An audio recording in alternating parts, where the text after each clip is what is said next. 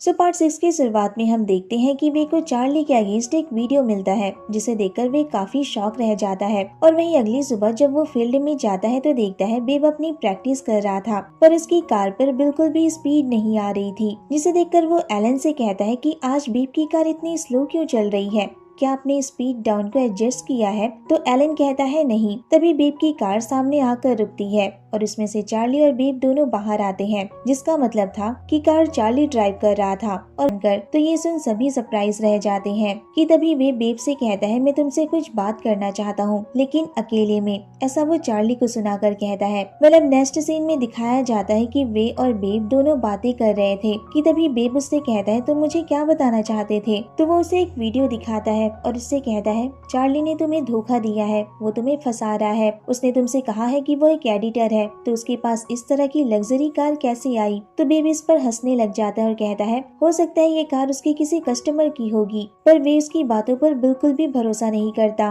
और उसे वही वीडियो दिखाता है जो वीडियो उसे नॉर्थ ने दिखाई थी, जिसमें साफ दिखाई दे रहा था कि चार्ली और जेफ एक साथ थे और किसी बिल्डिंग के लिफ्ट के अंदर जा रहे थे। वे बेब से कहता है अब तुम इसे कैसे डिफेंड करोगे? ये दोनों एक दूसरे को उनके घर तक ड्रॉप करने जाते हैं और ये दोनों बहुत क्लोज भी लगते हैं। मैंने तुम्हें पहले ही वार्न किया था कि तुम इस लड़के पर नजर रखना, पर तुमने ऐसा नहीं किया। और जानते हो सबसे ज्यादा अजीब बात क्या है? ये लड़का यहाँ तब आया जब यूएसए कॉर्प ने रेड रेसिंग टीम को स्पॉन्सर किया था। अगर इस लड़के ने हमारी टीम की इन्फॉर्मेशन कहीं बाहर लीक कर दी तो हम क्या करेंगे? और तुम तो जानते हो कि पैसे की पावर क्या होती है। जिस पर बेब कहता है तुम परेशान मत हो, चाहे जो कुछ भी कर ले मैं हारूंगा नहीं। तो वे उससे कहता है ये सिर्फ हार या जीत की बात नहीं है बेब, ये हमारी सेफ्टी की बात है। और तुम देख सकते हो वो तुम्हें टेक डाउन करने के लिए कुछ भी करने को तैयार है। और अगर बाद में और ज्यादा प्रॉब्लम हो गई या फिर रूल्स के अगेंस्ट बात चली गई तब तुम क्या करोगे? तो इस पर बेब चुप रह जाता है। वे कहता है मैं तुम्हें ब्लेम नहीं कर रहा हूँ, तुमसे कह रहा हूँ कि तुम इस लड़की को दूसरे सेक्स बडीज की तरह ही ट्रीट करो, क्योंकि मैं समझता हूँ कि तुम कंपटीशन से पहले अपना स्ट्रेस रिवेल करने के लिए इस पर डिपेंडेंट हो। लेकिन मैं तुम्हें याद दिला देना चाहता हूँ अगर वो तुम्हारा सिर्फ सेक्स बडी है तो तुम उसे उससे ज्यादा और ट्रीट मत करो, क्योंकि तुम दोनों के बीच जो सिचुएशन अभी दिखाई दे रही है वो इससे कहीं ज्यादा है। तो इस पर बेब उसकी तरफ देखने लग जाता है। वे उससे कहता है कि वो फिर से पहले वाला बेब बन जाए और इसे याद दिलाने लगता है कि उसने एक बार उससे कहा था कि उसकी लाइफ को कोई भी कंट्रोल नहीं कर सकता और इस दुनिया में ऐसा कोई नहीं है जो हमसे सच्चा प्यार कर सकता है, क्योंकि हर किसी को सिर्फ बेनिफिट्स ही चाहिए। फिर उससे पूछता है क्या उसे चार्ली दूसरे लोगों से अलग लगता है? इस पर बेब कुछ नहीं कह पाता और कहता है ठीक है मैं इसका ध्यान रखूंगा। ऐसा कहकर वो उसे वहाँ से चलने को कहता है। अब नेक्स्ट सीन में देखते हैं कि बेब अपने घर पर होता है और वीडियो गेम खेल रहा था कि तभी वहाँ चार्ली आता है, लेकिन बेब उसे इग्नोर करने की कोशिश कर रहा था। ये देखकर चार्ली को लगता है कि शायद बेब परेशान है और वो उसका अटेंशन पाने के लिए उसके नेक पर किस करना शुरू कर देता है, पर बेब कोई रिस्पॉन्स नहीं देता। ये देखकर चार्ली सरप्राइज हो जाता है और फिर से उसके शोल्डर और नेक पर किस करने लग जाता है। अब बेब बर्दाश्त नहीं कर पाता और चार्ली को खुद से दूर कर देता है। चार्ली उससे पूछता है क्या मैं ठीक तरह से नहीं कर रहा हूँ? जिस पर बेब कहता है ऐसा नहीं है। तो चार्ली कहता है तो फिर क्या बात है? तो बेब उसे वो वीडियो दिखाता है और कहता है मैंने तुम्हारे पीछे किसी स्टॉकर को नहीं लगाया था, ये वीडियो मुझे किसी और ने सेंड की है। तो चार्ली उससे पूछता है ये वीडियो तुम्हें किसने भेजी है? बेब कहता है ये इम्पोर्टेंट नहीं है, इम्पोर्टेंट ये है कि ये कार किसकी है। तो चार्ली उसे बताता है कि एक कस्टमर की कार है। कॉन्सिडेंटली वो उस एरिया से बाईपास गुजर रहा था तो उसने मुझे कार ज्वाइन करने को कहा। बेब कहता है क्या तुम सच कह रहे हो? चार्ली कहता है हाँ, मुझे नहीं पता कि ये वीडियो तुम्हें किसने भेजी है, बट डेफिनेटली वो हम दोनों के बीच फाइट करवाना चाहता है और हम दोनों को अलग करना चाहता है। जिस पर बेब कुछ नहीं कह पाता और चार्ली कहता है क्या तुम और कुछ पूछना चाहते हो? तो बेब कहता है नहीं। चार्ली कहता है तो क्या हम दोनों एक साथ शावर ले सकते हैं? मैं तुम्हारे लिए बाथटब प्रिपेयर कर देता हूँ। तो बेब इसके लिए हाँ कर देता है।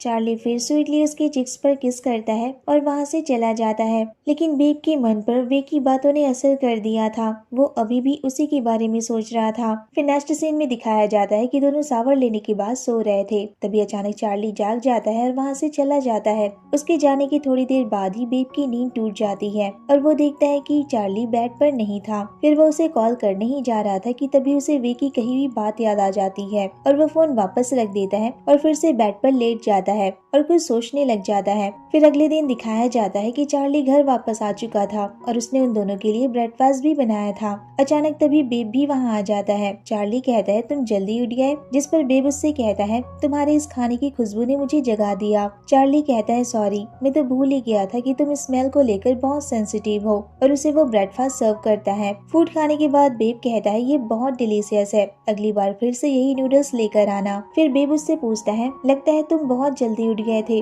तुम अच्छे से सोई या नहीं। चार्ली उसे बताता है कि मैं बहुत अच्छे से सोया था, जिससे मुझे मॉर्निंग वर्कआउट करने की एनर्जी मिली, और मैंने थोड़ी वीडियो भी एडिट की, और फिर हम दोनों के लिए नाश्ता भी बनाया। ये सुन बेब कहता है आज हॉलीडे है, क्या तुम कहीं बाहर जाना चाहते हो। जिस पर चार्ली कहता है नहीं, आज उसके एक कस्टमर के साथ अपॉइंटमेंट है। बेब कहता है क्या ये वही कस्टमर है, तो चार्ली उसे बताता है नहीं, ये कोई दूसरा पर्सन है। चार्ली फिर बेब से कहता है कि तुम घर पर रहकर आराम करो, कल तुम्हारा क्वालिफाइंग राउंड है ना। चार्ली फिर अपने काम पर चला जाता है कि तभी हम देखते हैं कि बेब भी उसके पीछे जाता है, ये पता लगाने के लिए कि वो किससे मिलने जा रहा है। चार्ली उसी बिल्डिंग के पास जाकर रुकता है जहाँ पर जेफ उसका वेट कर रहा था। दोनों फिर बिल्डिंग के अंदर जा ही रहे थे कि तभी बेब उन दोनों को देख लेता है और शॉक रह जाता है। वेल फिर नेक्स्ट सीन में दिखाया जाता है कि बेब बहुत ज्यादा दुखी था और कंटिन्यूसली ड्रिंक किए जा रहा था। वे उसे मना करता है कि वो इतना ज्यादा ड्रिंक ना करे क्योंकि कल उसका क्वालिफाइंग राउंड है, पर बेब उसकी बात नहीं मानता है। इस पर बेब कहता है तुम मेरे फादर की तरह बिहेव क्यों कर रहे हो। वे फिर उससे चार्ली के बारे में पूछता है तो बेब उसे बताता है उसकी बात मत करो।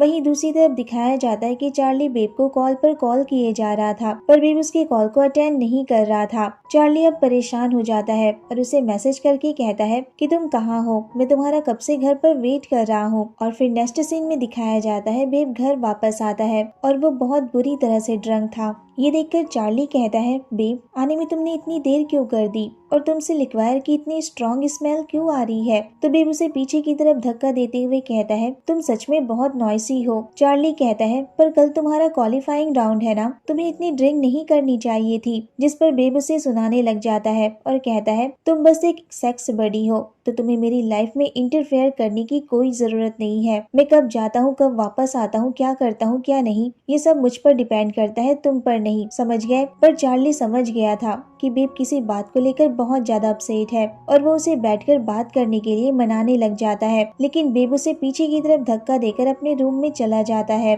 और चार्ली वहीं खड़ा सोचता रह जाता है कि आखिर बेब को क्या हो गया है। अब नेक्स्ट डे फील्ड का सीन दिखाया जाता है जहाँ पर बेब रेसिंग के लिए खुद को प्रिपेयर कर रहा था, बट उसकी हालत ठीक नहीं लग रही थी। वो बहुत वीक और अपसेट दिखाई दे रहा था कि तभी चार्ली उसके पास आता है और उसे कंसोल करते हुए कहता है तुम ठीक तो हो। पर बेब उसका हाथ अपने ऊपर से हटा देता है और कहता है मैं बिल्कुल ठीक हूँ। पर चार्ली साफ साफ देख सकता था कि बेब किसी बात को लेकर बहुत ज्यादा परेशान था और वो कंसंट्रेट भी नहीं कर पा रहा था। फिर वो जानबूझकर उसके लिप्स पर किस करने लग जाता है, लेकिन बेब उसे खुद से दूर करते हुए कहता है तुम ये क्या कर रहे हो। जिस पर चार्ली उससे कहता है नॉर्मली तुम कॉम्पिटिशन से पहले इसी तरह कॉन्सेंट्रेट करते हो अपनी एनर्जी को रिवेल करने के लिए, मैं तो बस तुम्हारी हेल्प करना चाहता हूँ। और फिर से उसके पास जाने की कोशिश करता है, लेकिन बेब उसका कॉलर पकड़ लेता है और कहता है पर आज नहीं। ये सुन चार्ली शॉक रह जाता है। इतना कहने के बाद बेब वहाँ से बाहर चला जाता है और फिर हमें आगे का सीन दिखाया जाता है जहाँ पर वे और बेब अपनी अपनी कार की तरफ जा रहे थे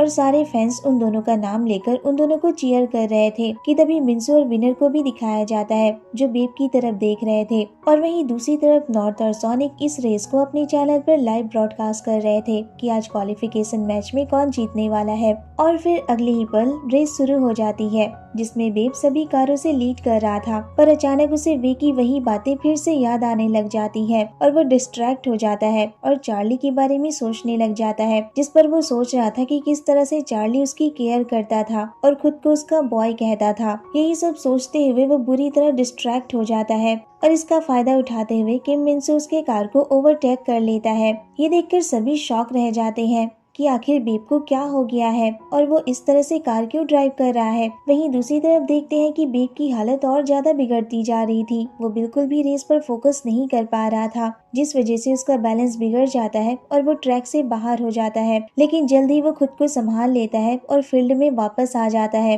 वो कार की स्पीड फास्ट कर देता है, लेकिन फिर भी वो मिंसू से पीछे रह जाता है और किम मिंसू फर्स्ट प्लेस पर आ जाता है। ये देखकर सभी सरप्राइज रह जाते हैं क्योंकि रेसिंग की दुनिया में ऐसा पहली बार हुआ था कि पिट बेब किसी से हार गया था। इस हार को लेकर बेब ऑलरेडी बहुत ज्यादा परेशान था। इस पर विनर उसे और ज्यादा टीज करने लग जाता है और कहता है यकीन नहीं होता ये वही पिट बेब है जो किंग ऑफ हॉलो है। आज उसने बहुत ही लो स्टैंडर्ड की परफॉर्मेंस दी है। क्या तुमने इसके लिए बहुत अच्छे से प्रिपेयरिंग की थी, क्योंकि तुम्हारा तो एरिया अब डिसलाइन होने वाला है। ये सुन बेब को बहुत ज्यादा गुस्सा आ जाता है और वो उसे जाकर धक्का दे देता है। जब वो उसे पंच मारने ही जा रहा था कि तभी एलन और नॉर्थ उसे जाकर रोक लेते हैं और इसी सीन के साथ पार्ट 6 खत्म हो जाता है। वेल, चार्ली इनोसेंट है या फिर वो रेड रेसिंग टीम का मेंबर है, ये तो हमें आगे पता चलेगा। लेकिन बेब को देखकर तो ऐसा लग रहा है कि वो बुरी तरह से हार्ट ब्रोकन है और चार्ली की झूठ ने उसे बहुत चोट पहुंचाई है। और शायद बेब को इतनी ज्यादा तकलीफ इसलिए हो रही है क्योंकि वो कहीं न कहीं चार्ली को पसंद करने लगा था।